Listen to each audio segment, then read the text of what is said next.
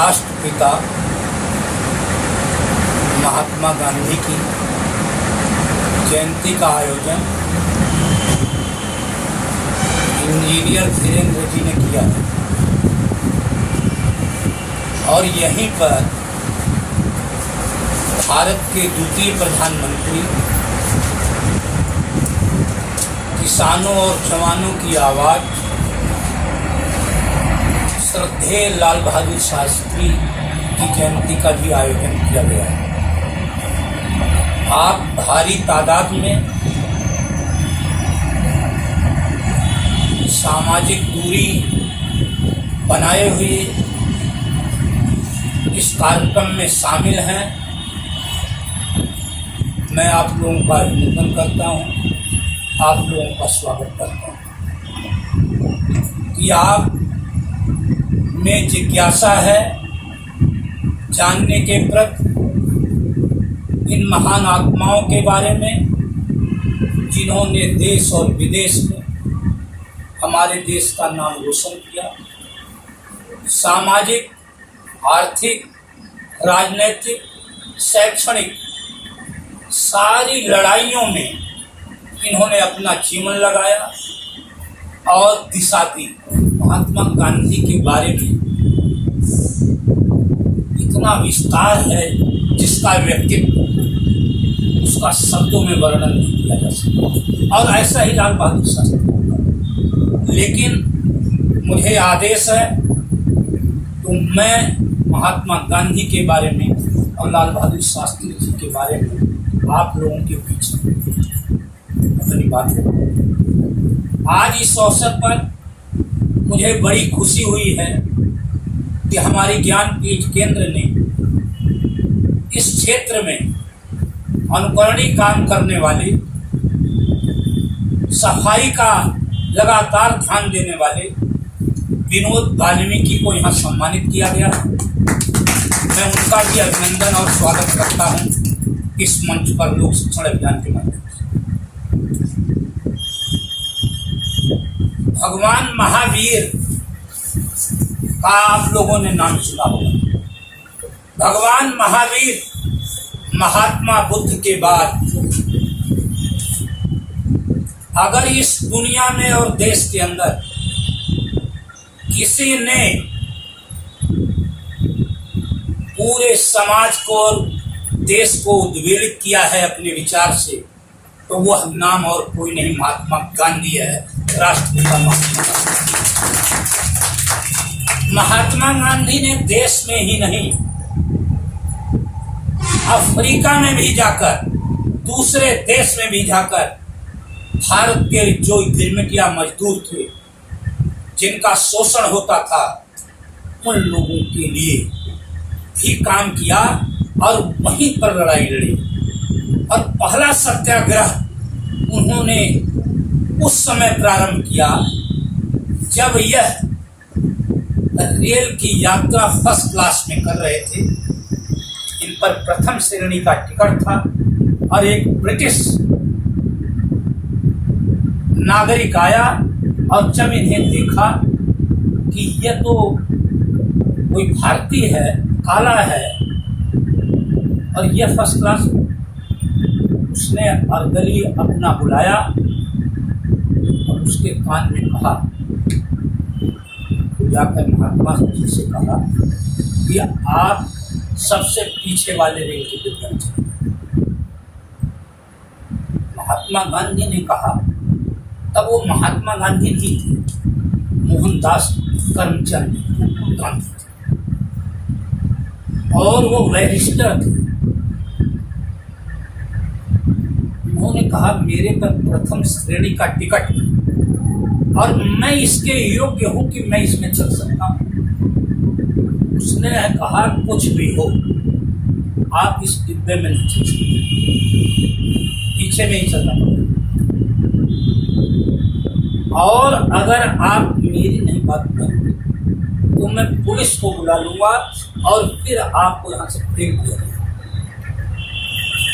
गांधी ने उस समय नस्लवाद के खिलाफ उनके मन में विचारधारा चलने लगी कि मैं भारतीय हूँ, मैं काला हूँ, और जबकि मैंने गैर कानूनी कोई काम नहीं किया है, और उसके बाद भी ये मुझे ऐसा कर रहा है। उन्होंने कहा मैं नहीं हूँ।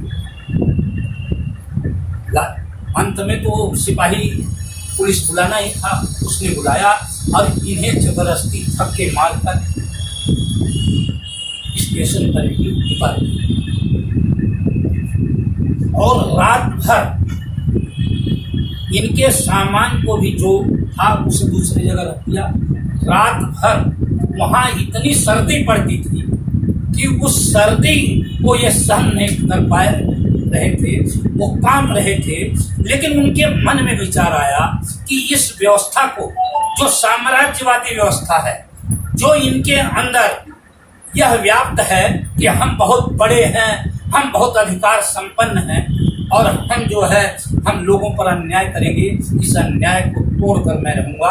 अब मेरे को इसी काम पर गाड़ी चल दी, कोई भी उनके पास नहीं आया कि आप इस गाड़ी।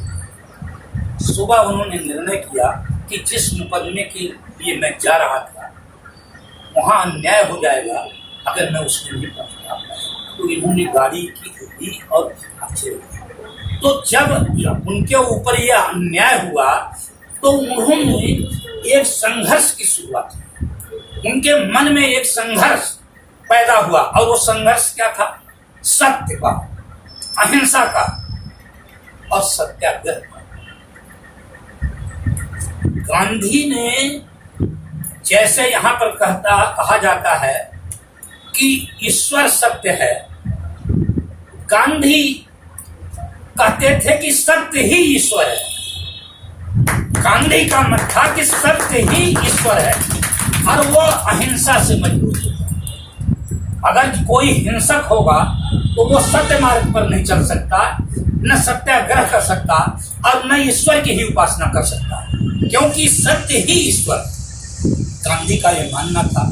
और वहां पर जिस केस में वो गए थे उस केस का पूरा उन्होंने काम किया और काम करके 1915 में भारत में वो आए, क्योंकि गोखले जी, गोपाल कृष्ण गोखले जो फ्रीडम फाइटर थे, वो अफ्रीका गए हुए थे और गांधी से मिले थे।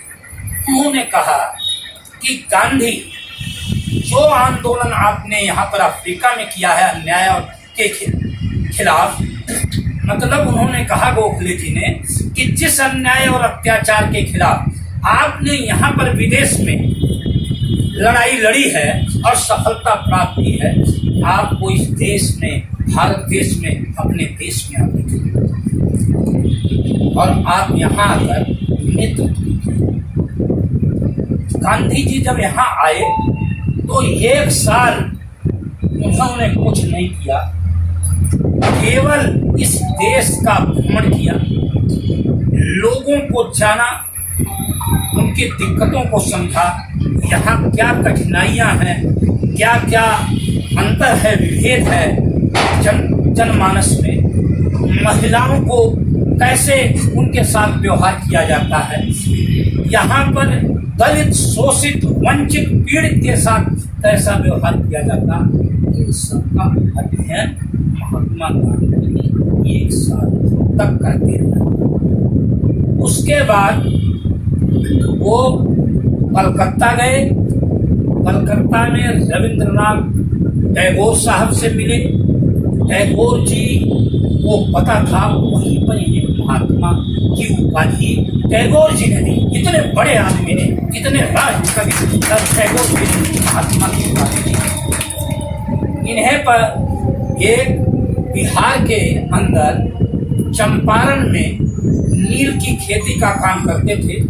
जैसे आज किसानों के लिए 3 कानून काले पास हुए हैं, वही उस समय चंपारण में था। ब्रिटिशर्स ठेकेदार थे और वो किसानों से जो भी चाहते थे वो फसल बुआते थे और उस फसल का मूल्य स्वयं निर्धारित करते थे, उनका शोषण करते थे। राम कुमार शुक्ला नामक एक साधारण किसान वहाँ पर गांधी से मिलाए और उन्होंने कहा कि आप ही हमें बचा सकते हैं। हमने आपके बारे में सुन रखा कि आपने वहाँ पर बड़ी लड़ाई भारतीयों से लड़ी है और आप मेरे साथ नहीं चली। गांधी जी ने कहा नहीं, मैं और मैं इसलिए यहाँ पर बात बताना चाहता हूँ कि गांधी में कितना आत्मबल था और भारतीयों को कैसे निडर बनाया उन्होंने आंदोलन के प्रति, और हम लोगों को भी ऐसे निडर होकर के समाज का काम और देश का काम करना चाहिए। वो बात में बताने लगा। जब गांधी चंपारण पहुंचे तो वहां का कलेक्टर धारा 144, जैसे अभी हमारी बेटी के लिए हाथरस जा रहे थे और धारा 144 के नाम पर किसी भी विपक्षी दल को जाने नहीं दिया गया, उसने भी 144 धारा लगा गांधी को कर दिया। गांधी ने 144 तोड़ दी और कहा कि मुझे इस गांव में पूरा अध्ययन करना है कि किसानों के से कैसे अन्याय होगा। कलेक्टर ने कहा है आपको हम बंद कर देंगे, उसने कहा हम बंद होने के लिए तैयार हैं।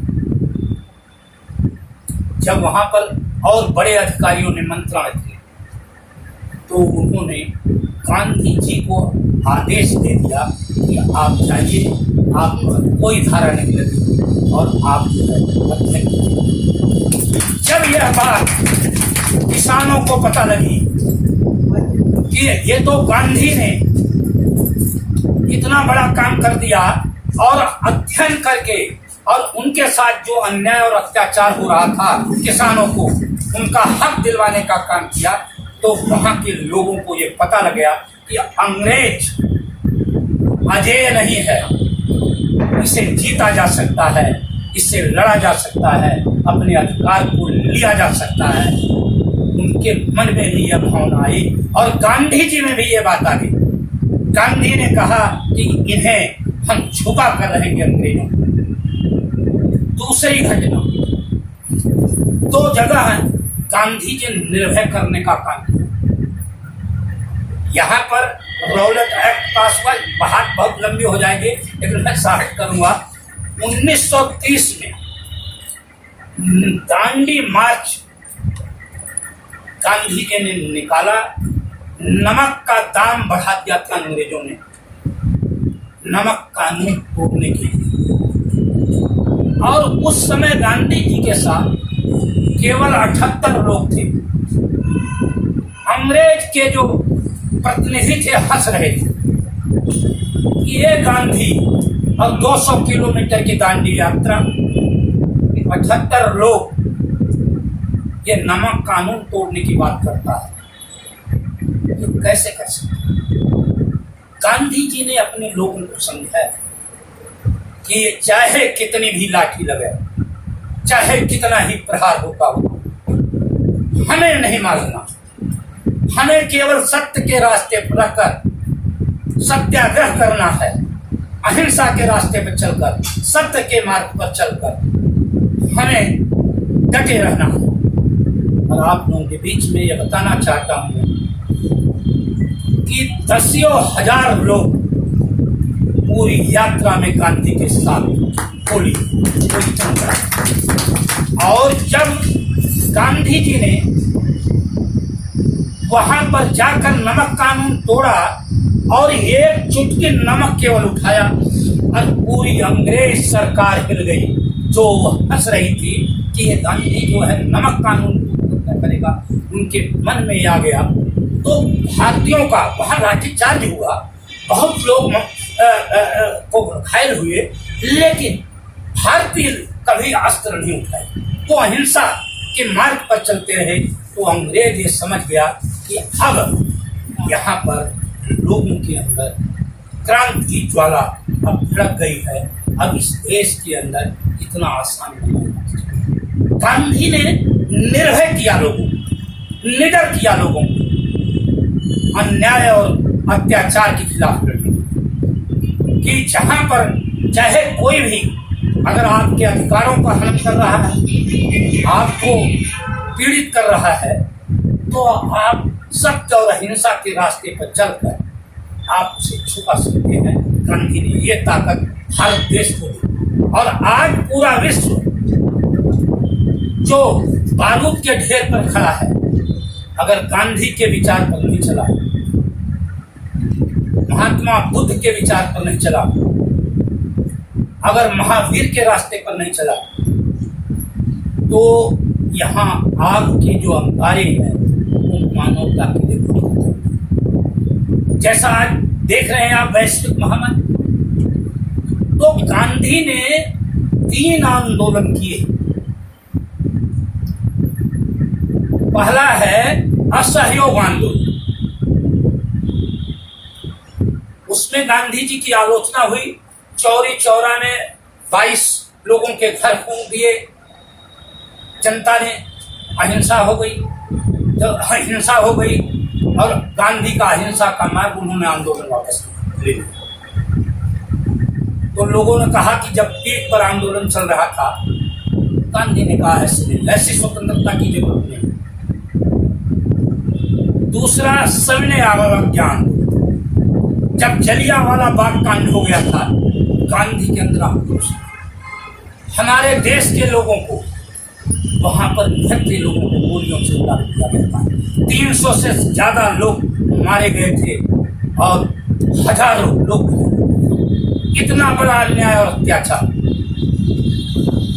लेकिन गांधी अपने भाग से और उन्होंने हमें रास्ता दिखाया सत्य का।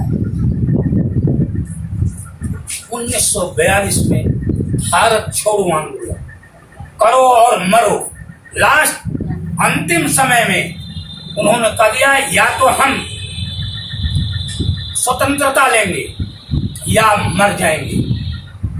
और उस समय विश्व युद्ध था, ब्रिटिश बहुत परेशान था और हमारे देश के जो कांग्रेस के नेता थे उस सबको जेल में बंद कर दिया गया था। केवल समाजवादी जो नौजवान थे, डॉक्टर लोहिया, जयप्रकाश नारायण, ये अरुणा आसफ अली, ऐसे लोग, अच्युत पटवर्धन जैसे लोग, यूसुफ मेहर अली, ऐसे ऐसे लोग उस आंदोलन को चला रहे थे। वो इतनी मेहनत के बाद, इतने त्याग और बलिदान के बाद भारत 1947 में आजाद हुआ। लेकिन मैं अफसोस के साथ यहाँ कहना चाहता हूँ कि जिस गांधी ने सत्य और अहिंसा के मार्ग चलकर इतने बड़े साम्राज्य को उखाड़ फेंका, भारत देश उस संत को संभाल नहीं पाया। गांधी ने हमेशा ये कहा था कि मेरे चित्र को मत देखो, मेरे जीवन को देखो, मेरा जीवन ही संदेश है। और मैं आप लोगों को बताऊं, चंपारण की घटना का जो मामला था, उसमें उन्होंने 2 बहनें थी जिन पर एक धोती थी और उसी को एक बहन नहाती थी, फिर दूसरी जो है पहनती थी और फिर वो स्नान करती थी। इस घटना को जब लोगों ने गांधी जी को बताया था, उसी दिन से गांधी ने वस्त्र त्याग किया था और एक धोती और उसी को लपेटना और उसी से काम चलाया। इतना बड़ा त्यागी आज है कोई? हम गांधी की केवल बात करते हैं, रोज गांधी कहीं न कहीं उपस्थित हैं, चाहे वो न्यूज़पेपर हो, चाहे कोई नेता बोलता हो, चाहे किसी भी पार्टी का हो, लेकिन हम गांधी के बताए रास्ते पर एक कदम नहीं चलना चाहिए। हम उस धरोहर को, जो गांधी हमें बहुत कुछ दे सकते थे, हमने गोलियों से, जो गांधी सत्य और अहिंसा का पाठ पढ़ाता रहा इस देश में, उसे हमने गोली से सिर्फ आपदाइयों ने, उन ताकतों ने जो कट्टरवादी ताकतें हैं, वो नहीं चाहती हैं कि यहाँ पर लोगों को संपूर्ण अधिकार प्राप्त हो। वो चाहती हैं कि चंद लोगों के को अधिकार मिले। और गांधी की लड़ाई क्या थी? सबसे बड़ी लड़ाई थी गांधी की, जो एक सेंटेंस में है। गांधी जी कहते थे कि भारत के अंदर इतना संसाधन है कि किसी का पेट खाली नहीं रहेगा, लेकिन पेटी भरने के लिए यहाँ पर कोई भी किसी के लिए स्थान नहीं है। लेकिन आज पेटी भरी जा रही है। देश का बड़ा बड़ा पूंजीपति जो है, 1% लोगों के पास 73% भारत की संपत्ति पहुंच गई। गांधी संसाधनों का बंटवारा करना चाहते थे, गांधी सबके लिए काम करना चाहते थे। और मैं आप लोगों को बीच में बताना चाहता हूँ कि गांधी के बारे में इतना कुछ लिखा जाने के बाद पूरे देश और समाज के अंदर पूरी बात बताई नहीं जा रही। गांधी तो मैं यह नहीं कह सकता कि गांधी कोई ईश्वर और भगवान थे। गांधी लेकिन महामानव, महान संत थे। बहनों के बारे में उन्होंने लिखा है कि सबसे ज्यादा पीड़ा, दुख, दर्द, सहनशीलता, कष्ट झेल कर भी मेरी बहनें रात दिन काम करती हैं, और ये पुरुष प्रधान समाज उनको उतना सम्मान नहीं देता। ये सम्मान की जरूरत हमारी बहनों को गांधी ये लगातार कहते थे कि जब तक देश की आधी आबादी, जो आधी आबादी है, अगर वो शक्तिशाली नहीं होगी, वो शिक्षित नहीं होगी, उसके साथ न्याय नहीं होगा, उसका उत्पीड़न होगा, उसका शोषण होगा, तब तक यह देश मुख्य धारा में नहीं आती।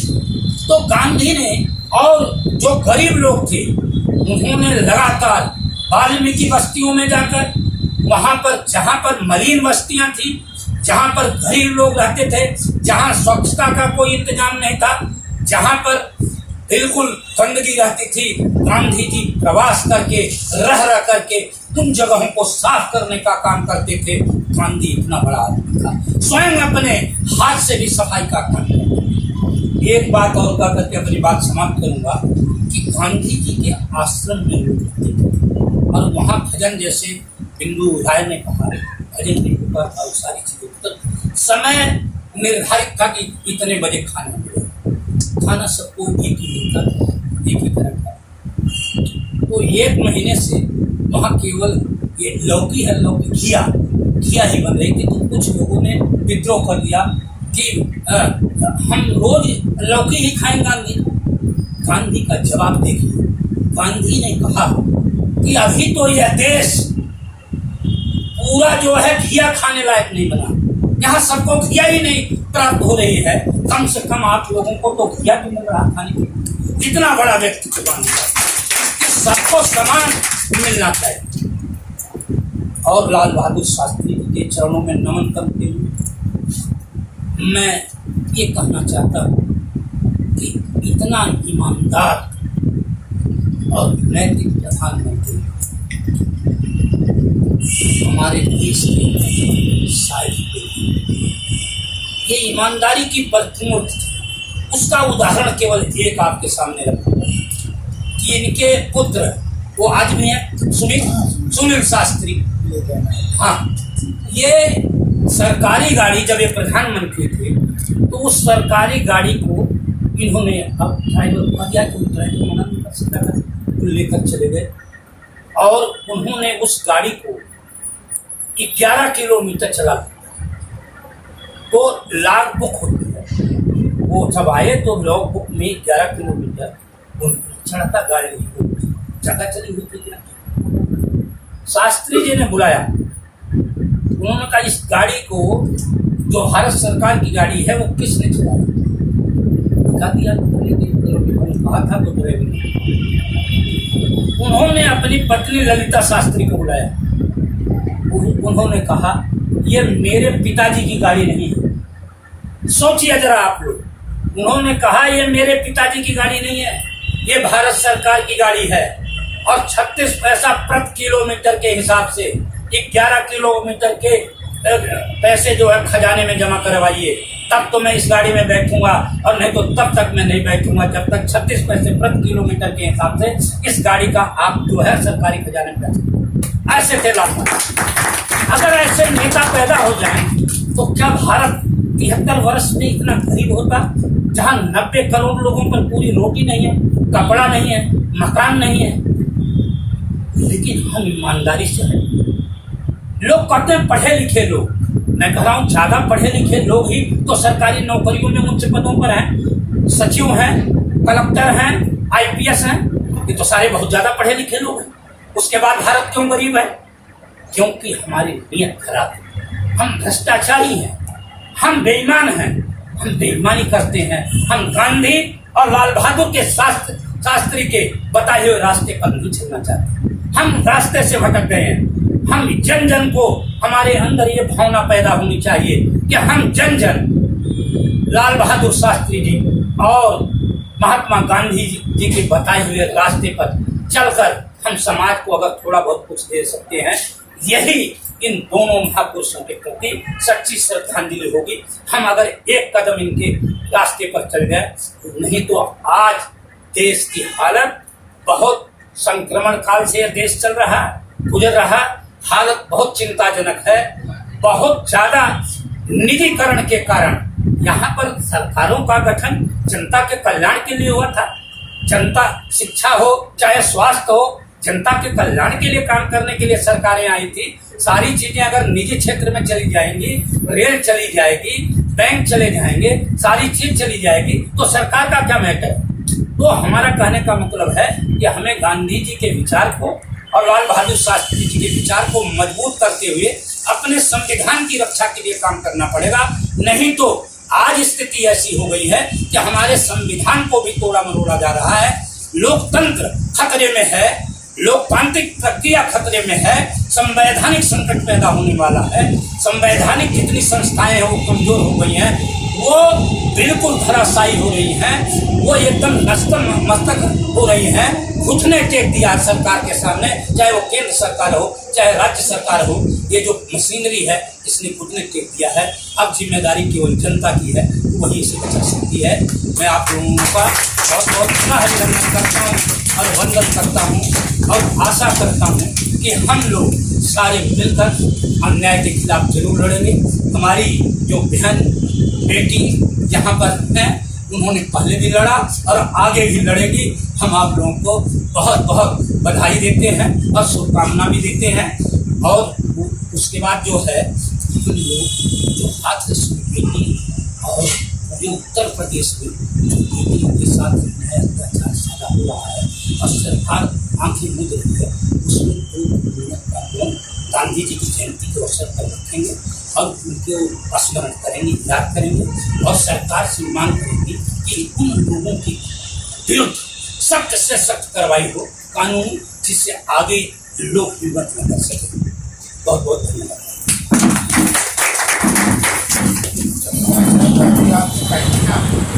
दे दी हमें आजादी बिना खंड के बिना ढाल, साबरमती के संत तूने कर दिया कमाल। दे दी हमें आजादी बिना खंड के बिना ढाल, साबरमती के संत तूने कर दिया कमाल। आंधी में भी जलती रही गांधी तेरी मसाल, साबरमती के संत तूने कर दिया कमाल। दे दी हमें आजादी बिना खड़क बिना ढाल, साबरमती के संत तूने कर दिया कमाल। रघुपति राघव राजा राम, रघुपति राघव राजा राम। धरती पे लड़ी तूने अजब डब की लड़ाई, धरती पे लड़ी तूने अजब डब की लड़ाई। दागी न कोई तोप न बंदूक चलाई, दुश्मन के किले पर लागी तूने चढ़ाई। बारे फकीर खूब करामात दिखाई, चुटकी में दुश्मनों को लिया देश से निकाल। साबरमती के संत तूने कर दिया कमाल। दे दी हमें आजादी बिना खंड बिना ढाल, साबरमती के संत तूने कर दिया कमाल। रघुपति राघव राजा राम, रघुपति राघव राजा राम। सतरंज बिछा कर बैठा था यहाँ पर जमाना, सतरंज बिछा कर यहाँ बैठा था जमाना। लगता था कि मुश्किल है फिरंगी को हराना, लगता था कि मुश्किल है फिरंगी को हराना। टक्कर थी बड़ी जोर की, टक्कर थी बड़ी जोर की, दुश्मन भी था खाना। पर तू ही था बापू बड़ा उस्ताद पुराना। मारा वो कस के दांव की उल्टी सभी की चाल। साबरमती पे संत तूने कर दिया कमाल। दे दी हमें आजादी बिना खंड बिना ढाल। साबरमती के संत तूने कर दिया कमाल। रघुपति राघव राजा राम, रघुपति राघव राजा राम। जब जब तेरा बिगुल बजा जवान चल पड़े, मजदूर चल पड़े, दिया किसान चल पड़े। हिंदू और मुसलमान सिख पठान चल पड़े, कदमों में तेरी कोटि कोटि प्राण चल पड़े। फूलों की सेज छोड़ के दौड़े जवाहरलाल। साबरमती के संत तूने कर दिया कमाल। दे दी हमें आजादी बिना खंड बिना ढाल। साबरमती के संत तूने कर दिया कमाल। रघुपति राघव राजा राम।